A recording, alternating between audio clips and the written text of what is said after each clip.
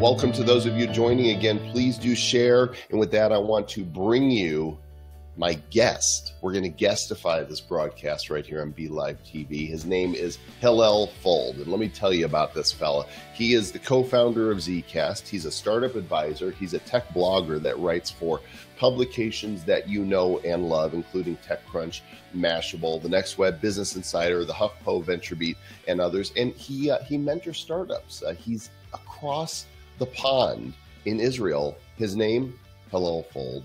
Welcome to the show. Hello. Thank you. Wow, what an intro. I need to get my live domain yesterday.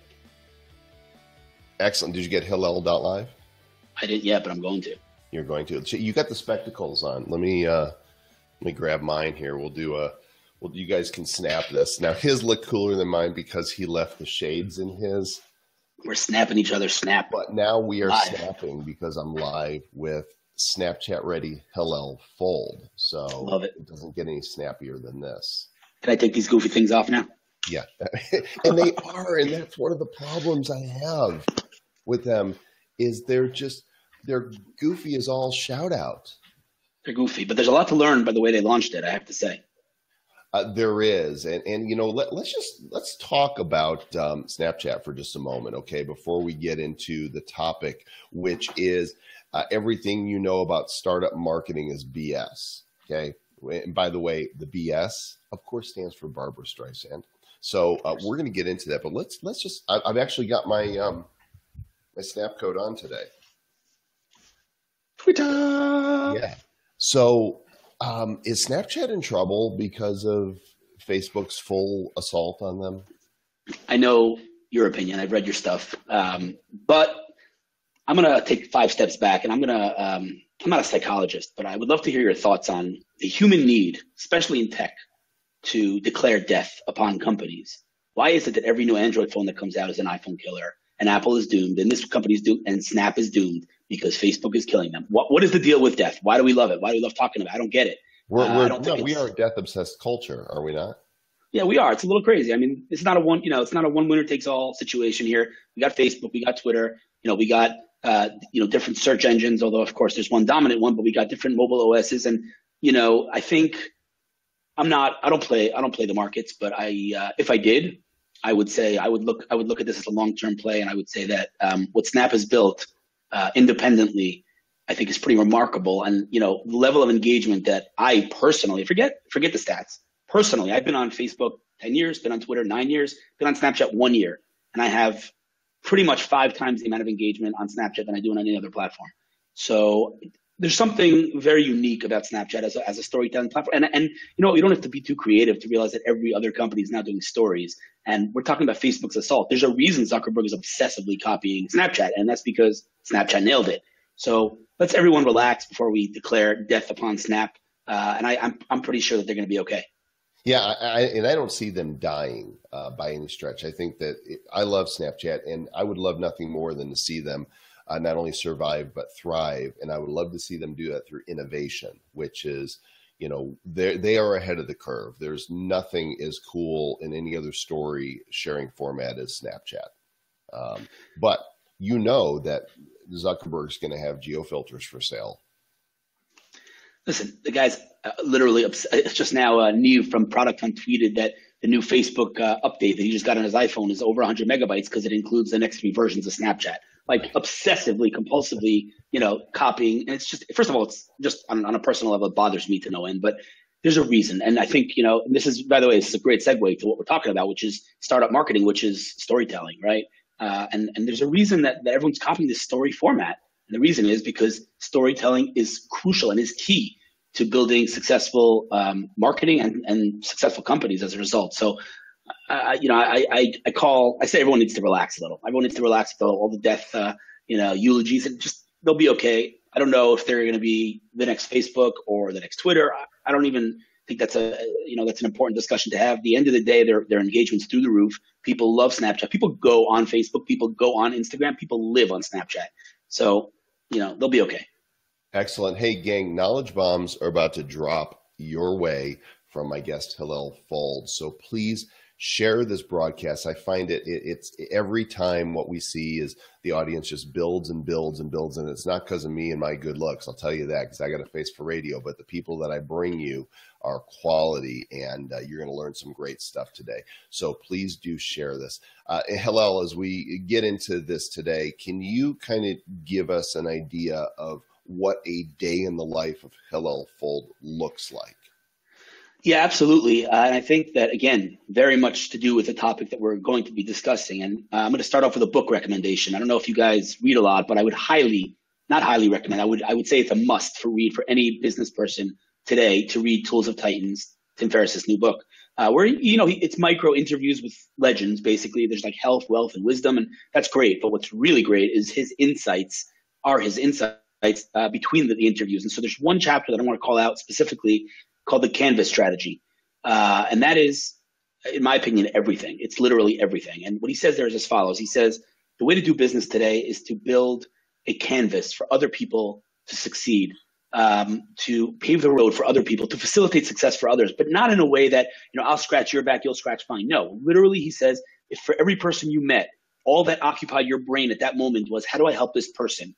He says, imagine the profound effect this would have on you, on that person, and on society as a whole, because A, you'd make yourself indispensable. You'd learn a ton from helping solve, different challenges. And if you want to look at it from a cynical perspective, you'll also end up having a great bank of favors to call upon down the road. But the reality is that that's really my fundamental belief is, as Gary likes to say, jab, jab, jab, right hook, right? Give, take. And unfortunately, not too many people embrace that strategy, but I live by that strategy. And so he says, if you pave that road for other people to succeed, you end up going down that road long term, and it's really true. I'm working with over 10 to 15 startups right now in an advisory capacity. All of them, without exception, are companies that I met, offered value, whatever it is, whether it's intros or whether it's closing deals, whether it's funding, whatever it is, not my own funding, intros to investors, and they came back and said, listen, you really helped us a lot. We'd love it if you join us in some capacity, and either it's equity or retainer or both, depending how active I am. But I've never been in sales mode. I've never said to a company, hire me, never. It's a long-term play. Long-term is difficult because you want short-term ROI, but that's the way to do business. And so that's my day. My day is, 98% of my day is quote unquote not monetized, right? I'm helping startups, meeting startups. Today I'm at an amazing startup that, and the truth is, I get the question a lot. What do you like? A sucker? What are you helping people for free for? But in reality, it works. It really does work. And so I would say, I'm building my own startup, Zcasts, in the podcasting space. And that's, early on. We launched it a year ago, but we're fundraising now, and that's fun. Meetings. So I'll tell you kind of overall the different hats that I wear. As you mentioned, I blog on these different publications, mainly covering Israeli tech, which a huge shout out to a $15.3 billion deal closed yesterday. Intel bought Mobileye, the autonomous vehicle technology. So that's huge. So I cover the Israeli tech scene, which is exploding, and no pun intended with the unfortunate situation of the terror in this country. But anyway, so that's kind of one hat, tech blogger. Hat number two is working with these companies as an advisor. But again, 95 to 98% of my time advising companies, I'm not monetizing. Fundamentally believe in that.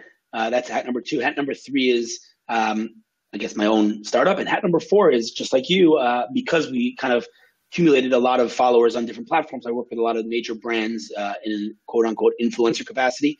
Not that I know what that means yet, but we're trying to figure that out. Some different brands, mostly in the mobile consumer space. And each, for example, with Google, there's a developer experts program. They call it Google Developer Experts, GDE. And so there I mentor startups. They bring me to headquarters once a year for a big summit there. And every company is kind of different. I work with Huawei, work with all kinds of different companies. So that's kind of me in a nutshell. That's a big nut or a big shell. You're the nut in the shell. And I love it because really this type of philosophy goes back to, what I say, do good stuff, right? Just put good out there, trust the process that as you plant seeds of goodness, you don't know where the return is going to come from, but you're okay with it because you're making a positive impact. And it always comes back around. It's a law of the universe. It's sowing and reaping. It works. If a big if, you know how to play the long game, right? Unfortunately, too many people want to close on the first date, like Gary says, right? It's not the way to go. You might, monetize that. You might close the deal. You might convert. But if you would wait a couple of weeks, that conversion will look a whole lot better after you've proven yourself. You've shown your value. You're indispensable to that company or to that person. They come back and say to you, I want to give you an example. I can't name the name yet because I don't have permission yet from them to announce this, but hopefully I will soon. But there's a company out there that if anybody here who's watching follows me, they probably know who I'm talking about, a company that I love. I fundamentally love their product, always help them, always, from my heart, not because they ever asked me to, but, whether it's press, I flew out to Silicon Valley to see their next product. I fundamentally love both the team and the product, and I use it literally for hours a day. I catch up on all my news and tint on this product. Great product. And completely unsolicited, I get an email from the CEO. And this is a company, approaching unicorn status. We're not talking a small little startup. I get an completely unsolicited email from the CEOs in Silicon Valley last week saying, basically, let me read it to you because it's the words that it's just, it brought tears to my eyes. Literally, it's phenomenal. He wrote as follows. Thank you. That's the subject. Hillel, I won't ever forget your enduring support for what we have been building over the years. It's time we got you some stock and asked you to be a formal advisor. I know you wouldn't ask for this, but it's the right thing to do. I hope you'll accept. We are only just beginning, and I could really use your advice when you have the time. Like, mind blown. I would never, ever ask for that, and I wouldn't have the chutzpah to ask for that, right? Even if I would, they'd probably say yes, but kind of like, oh, he's asking, it's awkward. But when it comes from them, it's a whole different ball game, And so it's a long game because I've been working with I've been helping these guys for a long time, but from my heart because I love them. So I think, let's talk about the BS of startup marketing because this is a perfect segue. Congratulations, by the way. I think that's really an awesome story. Okay, so let's talk because you see it all.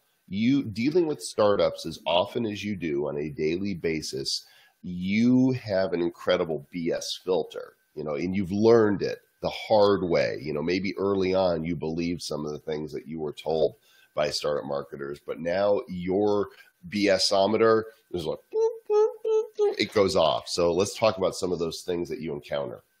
So I will say one thing. I know we called it everything's BS, but I want to focus on positive and not negative. There's a lot of negativity out there. I'm not a fan. I try to spread positivity. I want to talk about the positivity. I will address the BS that people hear, but I think, do you play basketball? I can't jump. Okay. Well, you're white. I don't know if we're allowed to make that joke here, but white men can't jump. Jewish, okay. So, okay. Well, anyway, I'll tell you my whole philosophy on this stuff. I always say that marketing and sales and user acquisition in this whole world is an alley-oop, right? For those that are unfamiliar, alley-oop, you see in the NBA commercials, the guy throws the ball into the air, the other guy catches it and dunks. What am I talking about? If I come across your ad for your app on Facebook, we know the numbers. The numbers are out there. They're microscopic. 0.00001% are going to click on that ad. We know the numbers. Now, here's the crazy statistic. Out of those people that clicked on the ad, they're on the landing page of the App Store. They already expressed intent. They want your app, right? So now you'd think like 90% are going to download because they already said they 1% download, 1 freaking percent. Now, imagine that ad that I just came across is after I've been reading your blog for 6 months. I've been following you on Twitter. You sent me a funny GIF last week, or you did the Old Spice shtick, and you sent me a cool personalized video. I feel something for you, and now I come across that ad. It's a whole different ballgame. You've elevated your brand so much that ad right now is just an alley-oop slam dunk. That is what it's all about, right? I think that, people like to say sales, market. I think these guys, they work together. It's an alley-oop. You need one to complement the other. One can't work without the other. But the fundamental difference, and this is something that I think too many people miss, the fundamental difference between sales and marketing, besides the tactical differences, one's short-term, one's long-term, at the end of the day, they're both selling, right? If marketing doesn't sell, doesn't convert, then it's not marketing. So what is the difference? In my humble opinion, it's one word. The word is subtlety, right? Subtlety. So sales is, here's a pair of spectacles, buy them. Marketing is, here's a blog post about spectacles. By the way, I also sell spectacles. But who makes that decision to buy them? You do, right? I'm just giving you a cool story. It's subtlety. And that's, when you make a decision, it's a whole different ballgame in terms of the retention. So I think that's kind of first of all, the foundation of the building is the difference between sales and marketing, subtlety and storytelling. We good? Yep. I'm tracking with you. Awesome. Now, I do want to talk about, and I apologize if there are people in here that have heard me talk about this, but I think this is it. This is literally the whole world of startups. It's summed up in 2 rules. And I don't think that there are many rules that apply to all startups because every startup's different. Their needs, their challenges are all different. But hey, BeLive, by the way, thanks. Huge shout out for BeLive. I love these guys. This is the first time I'm using it, and I'm going to be using it a lot more. So thanks for the comments. Thanks for the platform. I love it.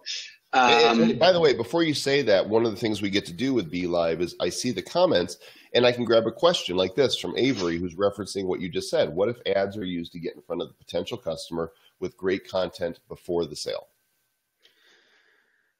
Well, they're not mutually exclusive. In other words, you can still have different touch points that lead up to that ad. If that ad is post me already being exposed to your brand through whatever it is, then that ad will, by definition, be more effective, no matter what that ad is driving me to do, whether it's to drive me to download something, to buy something, or to read content. At the end of the day, if that ad is following up on me already elevating my brand so much, it's a slam dunk.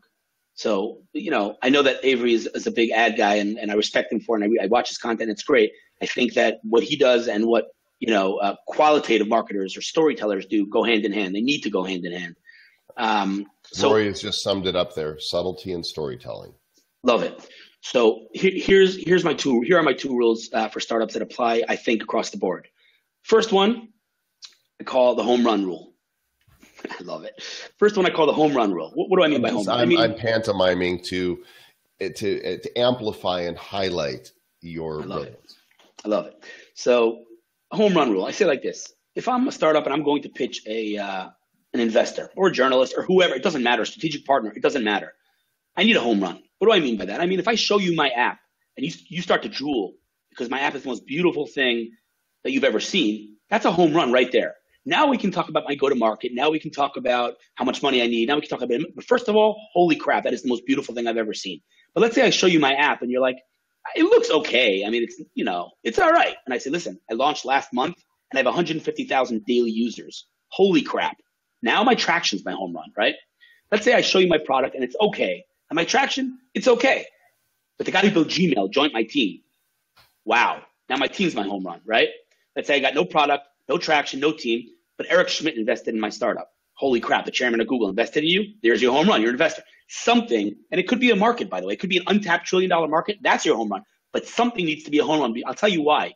Because the fundamental principle of everything, again, fundraising and press and everything, 4 letters, FOMO. FOMO. I'm not writing a check unless I fear of missing out. If I fear I'm going to miss out, that's when I take out my checkbook. If you're showing me 4 triples, I don't feel like I'm going to miss out. But if I see something that's a home run, I take out my checkbook. So that's rule number 1. Figure out your home run before you do anything. Before you talk about your messaging, your tagline, your website, your design, forget it all. What is your home run? And if you have 2 home runs, obviously you're in better shape. That's rule number 1. Rule number 2, I call it the nodding your head rule. So, and I've quantified this. I've actually literally tested this. This is a thing. This is not just a thought. This is how it works. This is a thing. Yes. You have 10 seconds, not 20, at the beginning of every meeting to get the person you're talking to nod their head. What do I mean by that? Let's say you're a very distracting man. Let's say I have a Bluetooth device to track my luggage in the airport so that it doesn't get lost. So I come into an investor and I say, we've developed a low energy Bluetooth device to track luggage. What, dude? You completely lost me. That was your opening line. That was your pickup line, and you lost me. Imagine if I come into that meeting and the same product, the same investor, and I say, remember how you landed in the airport yesterday and you were afraid you're going to lose your suitcase? Now he's nodding his head. We cracked that. That is your pitch. Stop. Breathe. Confidence. Look him in the eye. Let him digest. Now let's talk about how much money you need. Now let's talk about your go-to-market. Now let's talk about the product and how it works. But you've got 10 seconds to get the person to nod their head. Now, how do you get someone to nod their head? Not by talking about what you built and not by talking about why you built it, how you built it, but why you built it. So let me give you a very concrete example. I met with a guy probably 5-6 years ago, a pretty amazing engineer here in Israel named Joel.LIVE. Okay, and I'm able to say his name because we joke about this publicly all the time. He built an app called Flavor. What did it do? It organized my photos on my iPhone. That's it. That's the whole pitch. It organized my photos. It doesn't get much simpler than that. I sit with this guy. I say, Ron, what do you do? This was we sat for lunch on steak, and I said, Ron, what do you do? You know what he answered me? And I kid you not, this is quote word for word. He goes to me, we've developed an algorithm that analyzes the metadata of your photos and organizes them based on geolocation. Exactly. This is literally, I'm like, dude, who do you talk to like that? Other Like nerds. you speak to investors with that language. Right. What do you freaking do? So he says to me, "Oh, we organize your photos." I'm like, "Are you kidding me right now?" Do you kiss your wife with that mouth? I mean, I said to him, I said, "Slide open your iPhone. What maps are you using?" He says, "Waves." I said, "What camera are you using?" He says, "Instagram." I said, "What notes are you using?" He says, "Evernote." I said, "And what gallery are you using?" He says, "The Apple Gallery." I said, "Boom, there's your pitch. You just replaced the Apple Gallery." The guy's like, right? Because he's an engineer. He thinks like an engineer. He doesn't think about his story. He doesn't think about how to get someone to resonate or his story to resonate with someone. He literally, 180 that day, he literally changed his pitch. And within like a couple of weeks, Business Insider wrote an article, 10 apps that are better than the ones Apple released. And boom, guess who was in it? He then sold his company to AVG. And, it's a story we laugh about. But the problem is people, because you're investing time in building this algorithm. You're investing time in building this, machine learning. So you want to talk about it. I get it. But I say to entrepreneurs, I don't want to see your product. I don't want to know what your product is. I don't give a crap about what you did. I don't care what you did or how you did. I don't care. Why did you do this? The world does not need a Yelp for dog owners. Why are you building it? Right? I've sat with entrepreneurs, I kid you not, for 40 minutes. And after 40 minutes, I looked them in the eye and I said, I do not understand what you do. I understand what algorithms you've built. I understand how big the market. What do you do? This is the problem. So I think, we gotta first of all break down those freaking like buzzwords. Thanks, Jeff.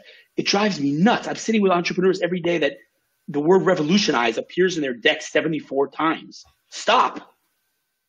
Yeah, Stop. what are your 5 least favorite buzzwords that are just so overused in wow. All right, 5 fundraisers. 5 of them. Just revolutionize. We got revolutionize. We got disrupt. Disrupt. I know you're going to hate this one, but I fundamentally despise and loathe this term.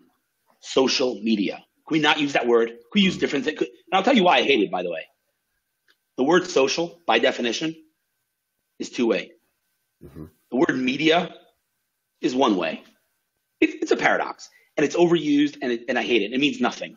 Yeah, well, I mean, and we're forced to use it because if somebody's looking for a social media expert, that's what they're going to type. And so those of us that want to be contacted for, article interviews or media, we have to use those terms because it's what the world understands. But you are correct that it is wrong terminology. You know what they say, controversy gets more like buzz going. So I'm going to disagree with you on that. And I'll step outside with you if you want to discuss that. But I agree with you 2 years ago. 2 years ago.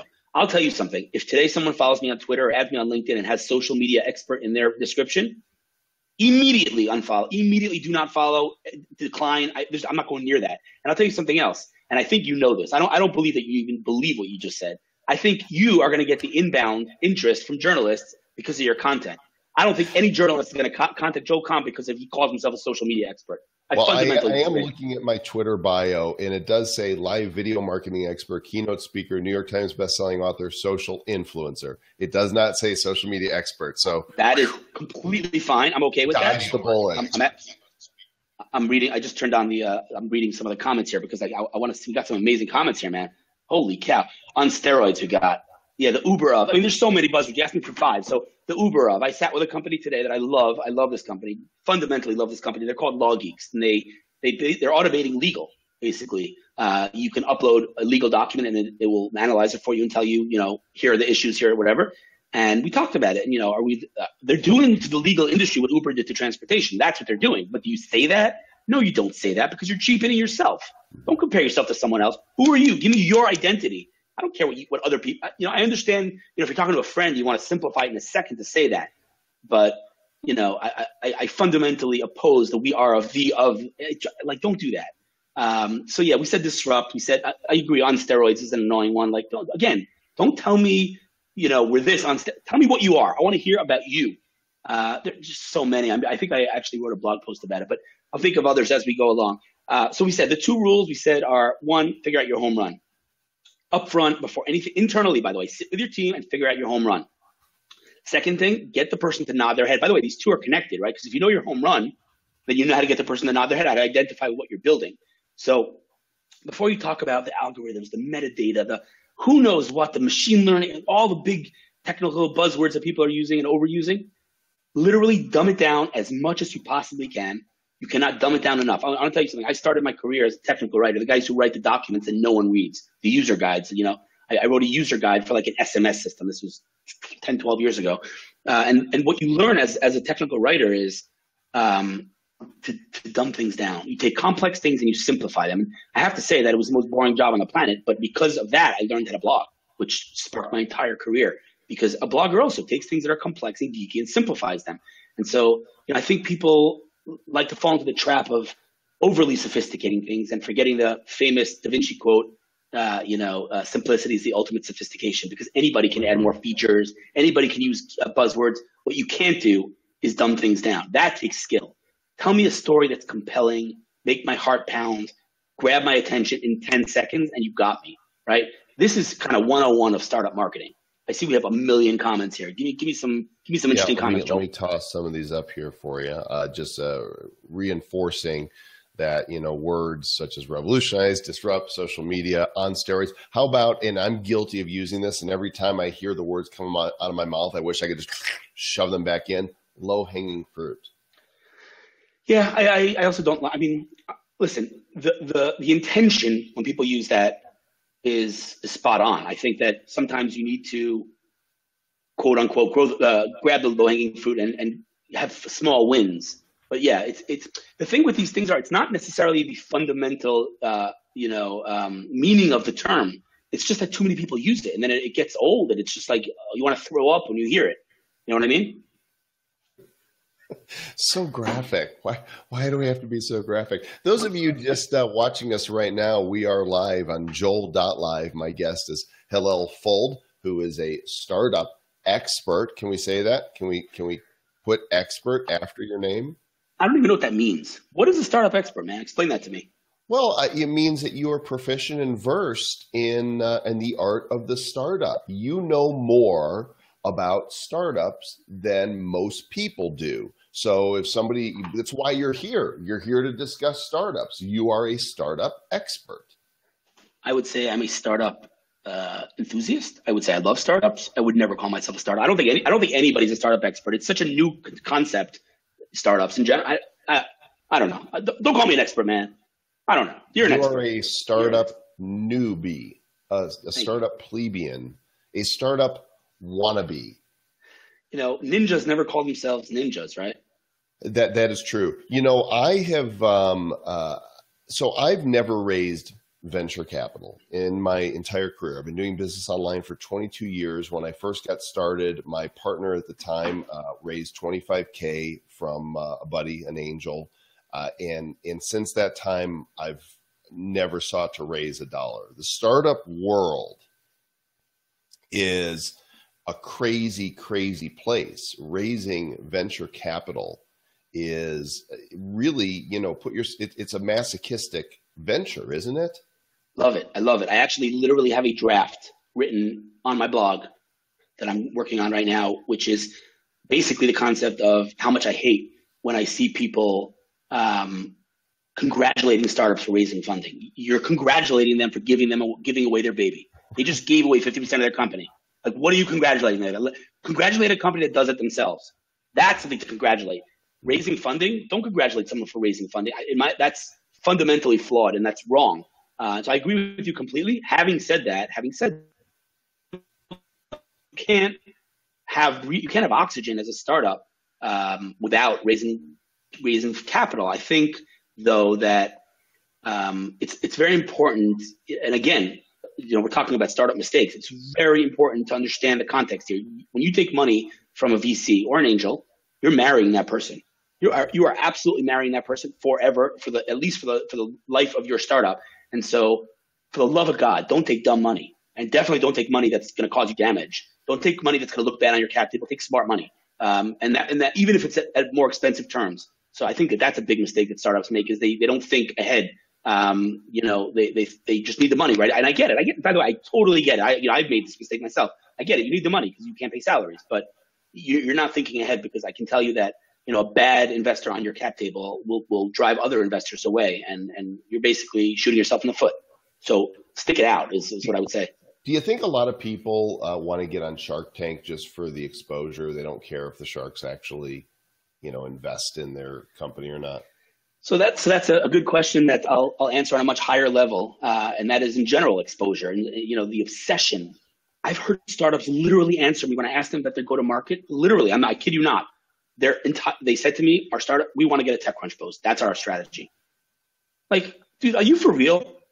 Like, literally, you go home and shut down your startup. Like, you have no right to be an entrepreneur. I'm sorry. Like, so there's this obsession. Like, oh, I'm gonna get I'm a contributor at TechCrunch. I don't cover startups. If I told you that I got 300 emails a day, or emails, LinkedIn messages, whatever, asking me to write about a startup on TechCrunch. Now, if that person was smart, now forget smart. If that person was responsible, they would have spent 12 seconds, not 3 days, 12 seconds, Googling my name and realizing that I've never in my life ever written about a startup on TechCrunch, because that's not what I write about. I write about trends. And then they would never have sent me that email. Let me tell you a story. We talked about this before we went live. There's a company in Israel called Clear.com, Klear. I'm talking like 5 years ago. I wake up, and I'm sure you wake up with a lot of pitches and press releases. I wake up with 200 press releases every morning, and they're all the same garbage. Dear blogger. Like, dude, you couldn't find my name? Really?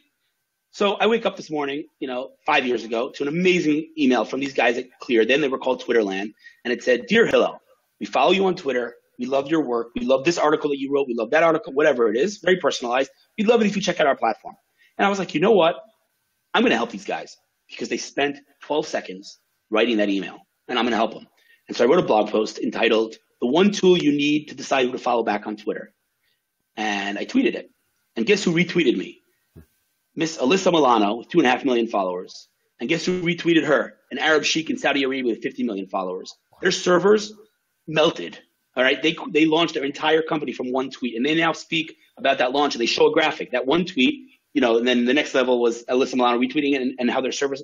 And today I'm telling you, some of their clients are the biggest brands out there. And what did it take them? 12. Not saying that every tweet's going to go viral, but it took them a second and a half. If you're sending a LinkedIn message, someone adds you on LinkedIn. What do these people do? They send you a sales pitch within 12, like right away. Really? Like, hello? Human interaction, social? I love that. And look, that's how the magic happens, right? This is why I'm a big, huge believer in working smart and not hard. This whole notion of hustle and grind it grinds my gears. I think that it's wearing people out. I think it's not sustainable. Hold my calls, Hillel, okay? Just tell them I'll call them back later. I apologize about that. I don't know. No, it's okay. Hey, listen, I'm kind of expecting a toddler to run into the room, and disrupt you while we're talking here. Love it.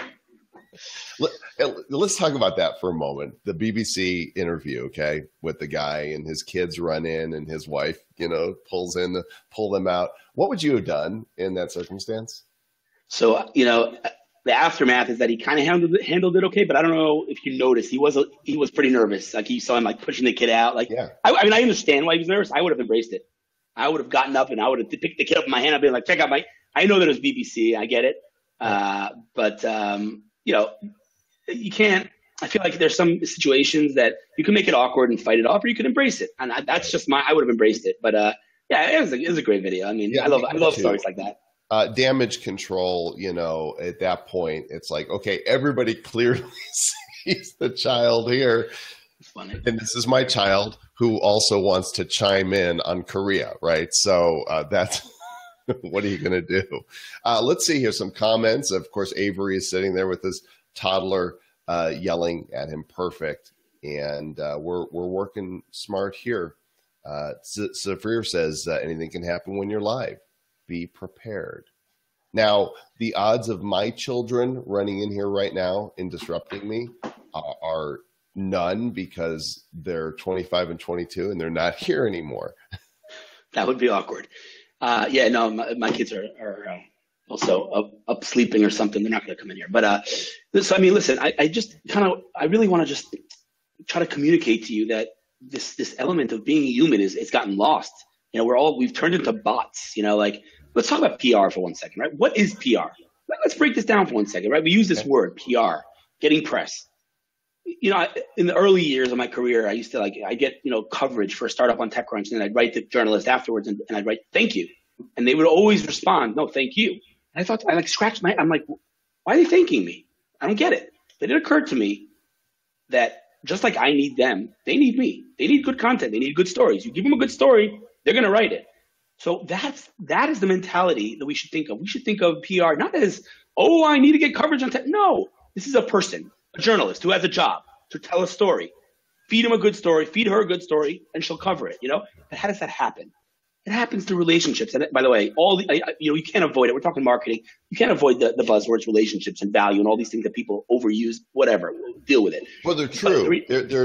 They're true. And why use other words to describe what we know to be a fact? So, I'll tell you one of the reasons that I don't play the stock market, and that is because look at a company like Twitter, right? I mean, Twitter is the most valuable and most significant platform, in my opinion, on planet Earth. I mean, just look what it's doing to politics right now. Every single relationship that I've had over the years has happened through Twitter, and look at their stock. So I can't, I know what I know about tech, but that doesn't necessarily manifest itself in the stock market. That's why I don't play the stock market. But, on Twitter, I'm just going to we're talking about press. Every journalist, or at least every tech journalist, spends substantial time on Twitter, right? You can learn that person pretty well. You can know what interests them. You can know what makes them tick. And I don't mean that in a cynical, sneaky kind of way. I mean, just like you build a relationship with someone offline, build a relationship with someone online. If you want this person to cover you, build a relationship, and I'm not talking about 2 days before so you can pitch them in 2 days. I'm talking do it right, literally build not a fake relationship, an authentic relationship, and again, this stuff is lost where we've turned into bots. I look at Twitter feeds of some companies and I say to them, like, for all intents and purposes, you can be a bot. Like, you don't need to pay someone to do this. I can literally put this in buffer and we're good to go for the next year. And this is a problem. I think that we're losing this because we've automated this our whole lives and, social and all this stuff. I think we've lost the human element, and that is what differentiates me and you and many people who do it well and have success, that they are personal and that they understand the value of real, authentic relationships. When pitching journals is also helpful. Let me add to that. People think that your press releases, your own press is about talking about the features of your doodad. And it's not. It's about storytelling. It's about connecting with people. If you can connect with them here, give them a reason that this will impact their lives emotionally, right? Give them an emotional reason, then they'll listen and perhaps remember you here. But unless you crack the code on the heart, you could pour stuff into the head, and that's where we get the phrase in one ear and out the other. It doesn't stick. 100%. The goal, and again, this is what I said before, the subtlety, the storytelling. It is to get the person, whoever you're speaking to, it doesn't matter if it's a journalist or an investor, to get their heart pounding. Because if their heart is not pounding, they're not remembering you. That's the bottom line. We're all busy people. We all have a lot of inbound. You need to get people's heartbeat. And that is why, by the way, I don't believe, in pure user acquisition. Because, you'll get conversions, but what are those users worth? And that's why, by the way, one of the biggest challenges today is not user acquisition. You can buy users. It's retention. Because we all download apps and delete them in 10 seconds. Because we have ADD. We all have ADD, right? So how do you get someone to keep that app on their phone? The answer is you get their heart pounding before, so that now they feel something. And that is why, by the way, not to bring in such an old piece of news, but that's why that Old Spice campaign that they did back in the day was so brilliant. It wasn't the fact that they made it. It was the fact that they were speaking to people. The big Old Spice, they were speaking to people. I could tell you stories, till tomorrow. Things that I'll give you an example.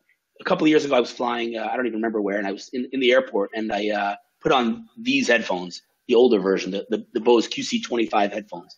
And I was like, wow, I don't know if you've tried these things. Amazing noise canceling, can't hear a thing. Even if my kids did run it, I wouldn't hear them anyway. But and I was like, this is amazing. And so, I then, long story short, I tweeted about it, and I said, this is what an amazing product. And guess who delivered me a pair of Bose headphones without asking me any questions? Bose. Now, they don't, let's be honest. First of all, we understand it's a PR move, right? We've all experienced it. Forget the PR. I don't care about the PR. I care that Bose is listening, right? That made my heart pound. For me, they acquired a lifelong customer. And that's the famous story with Gary and the football jersey, right? The guy said, I'm never going to buy wine from another company till the day I die, because Gary sent him a jersey of his favorite player. That's how it's done. It takes, a couple of minutes and $8 on eBay. Listen, that was the word. You know, when anybody who sends me a gift that's unsolicited, you've got my attention. If it's connected now with something that's important to me and makes my heart pound, I'm going to take a picture. I'm going to tweet it. I'm going to Insta it. I'm going to snap it. You just bought access to my 800,000 followers on Twitter by sending me your product. Now, there's not a guarantee, and I'm not telling anybody that's, you know, how it always works. But if there's a connection, I do it authentically. It's not because I feel like I owe you a tweet now. It's because I want to share this. You tapped into a piece of Joel through this tech or through this food or whatever it is you've sent me, and now I want to share it with the world, just like I would share anything else that I'm passionate about or interested in. Two things to say. First of all, I completely agree. And just for those watching, here's a professional hint. If you're sending Joel something and it involves a poop emoji, then you're guaranteed success. That's number one. Number two, there you go, I know. Number two is, you know, we're talking about sending us things. Forget sending us things. That's a big move. But not everyone can afford to send out free, you know, freebies. Forget that. I'm even literally when you know, Product Hunt responds with a with a nice personalized GIF. You know, it took them 12 seconds. Neve Drawer, who does their social media, is great with that. They spent the time to make a personalized GIF. It took them 12 seconds, right? But it means something. It's meaningful. Even a favorite. Let me tell you a story. I'm not going to mention names of the company just in case he doesn't want, you know, the exposure. But it was a company that their biggest competitor was acquired by Apple, and Apple shut it down to Android developers, whatever it is. Long story short, there were thousands, if not tens of thousands, of developers on Twitter saying, "Oh my God, Apple shut us down. What do we do?" His platform answered them. It is exactly what they needed. And he says to me, "What should I do? Should I reply and sell to everyone that's asking?" I'm like, "Dude, do not open your mouth." He goes, "What do you mean? Should I retweet them?" I'm like, "Dude, do not retweet them." He's like, "What should I do?" I was like, "Favorite their tweets or like now." He's like, "What? What do you mean favorite their tweets? What the hell is that going to do?" I'm like, "Dude, just favorite the tweets. Go through all the developers that asked on Twitter, what do I do? And from your business account, favorite the tweets." He's like, "I don't get it." I'm like, "Subtlety, man, subtlety." He goes and he does it. 5 minutes later, he had a timestamp on the picture. 5 minutes. He sends me a screenshot, and the guy says, you know, he asks, "What do I do?" Then he says, "X company, they really know how to listen. They just got a new customer." Because what happened? He gets a push notification saying, "This company has favorited your tweet." He goes, "I never heard of them. What is that?" Goes into their bio. He says, "Oh my God, this is exactly what I need." Boom, conversion. Now, what would have happened had this guy jumped in and said, "Yo, use us. We're the greatest"? I would have been like, "Dude, take it down a notch. What are you selling?" I just asked a question. But he was subtle about it, right? That the fact that he listened to him, he favorited that tweet. He gave him a head nod. He said to him, "Dude, I hear you. We're good. I hear you. But I'm making a conscious decision not to sell to you. But come check us out." It's like a wink, you know? Mm-hmm. But it's all about listening. You have 2 ears and 1 mouth. Use them in that ratio. Listen. People use Twitter as a broadcasting platform. That is insane behavior. Shut up and listen. That is, I would say, all of startup marketing. You know, shut up and listen. Dude, you're a great storyteller. I mean, I think like your tagline should be. That's kind of your tagline should be. Let me tell you a story, because that's how you start. Let me tell you a story. Hillel Fuld, my guest today on Joel.LIVE here on BeLive TV, which, by the way, this is Hillel's first time on BeLive. And why don't you don't see the broadcaster interface that I see that's allowing me to change who's on screen and click to put comments up like this, but it's really easy to use. And the good news is, for those of you that want to do this, you can go to BeLive.tv and create your own shows. Right now, it's free of charge. And there's some cool features coming out. In fact, I've just been invited into the beta testing for the new 3-person broadcasting, which our friend Jeff Adams debuted on BeLive Weekly on Monday. By the way, you can catch his show every Monday. Jeff, can you remind me what time that's at? And it's on the BeLive TV app page. If you go to facebook.com/BeLive TV app, go like their page there, and go to BeLive.tv to actually create your own shows. Hillel, what do you think of this platform? I'm having a really good time here. By the way, I want to point something out that's going to have, I guarantee you, everyone, hey, Rashi, what's up? Everyone that's here, including you, Joel, is going to laugh at what I'm about to tell you. Ready for this? I'm going to laugh in advance. Ha! Okay. Guess where I met the founder of BeLive originally? Starbucks. Are you ready for this? You sitting down? I am, in fact, sitting, so this is good. Google Plus. Booyah! Yeah.